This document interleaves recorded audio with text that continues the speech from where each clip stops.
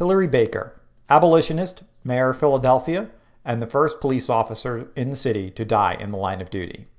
With so many historical markers in Philadelphia, why is there nothing to commemorate the life of Hilary Baker? In this video, I hope to shed more light on his life and talk about the significant contribution he had to the history of Philadelphia. Hilary Baker was born on February 21, 1746 in Germany to Johann and Catherine Baker. Very little is known about his early life. It is likely that he immigrated to America and settled in Germantown just north of Philadelphia sometime around 1757. There is a claim that he served in the American Revolution in the 1770s. However, it is unclear in what capacity he served. On September 4, 1783, he married Susan Creeder. She was 22 and he was 36. They lived in a house in the center of Philadelphia on Market Street, then known as High Street. Their first child, Catherine, was born in 1785, followed by Suzanne, born in 1787, Maria in 1789, and a son, Hilary Baker Jr., in 1790. The family attended church at the Zion Church near Race Street in Philadelphia. Hilary needed support for his rapidly growing family and worked as a hardware merchant. Hilary also served in public office. In 1779, he was elected clerk of the Count Quarter Sessions, and he was a member of the Pennsylvania Constitutional Convention from 1789 to 1790. Hilary was a staunch abolitionist and helped form the Pennsylvania Abolitionist Society. This was the very first abolitionist society in America. It worked to combat and outlaw slavery. In 1785, Benjamin Franklin was elected president of the society, and in 1787, Franklin used his influence at the Constitutional Convention to attempt to have slavery outlawed. However, his efforts were to no avail.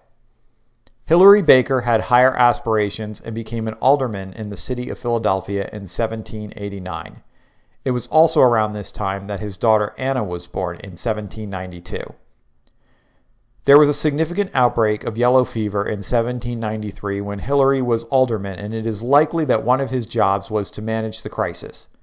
Hilary served as the city alderman until 1796, when he was elected the 48th mayor of the city.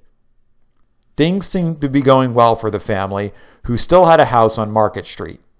However, sadly, that was not meant to last. Another outbreak of yellow fever occurred in the city in the summer of 1798 while Hilary was mayor. Remembering the devastation of the 1793 outbreak, many residents in the city fled. However, Hilary chose to stay. He formed the city's first paid uniformed police force that was assigned to protect and guard the city from vandalism and looting as a result of the yellow fever outbreak. Sadly, while protecting the city, Hilary caught yellow fever and died on September 25, 1798, making him the very first police officer in Philadelphia to die in the line of duty. Hilary Baker was 52 years old.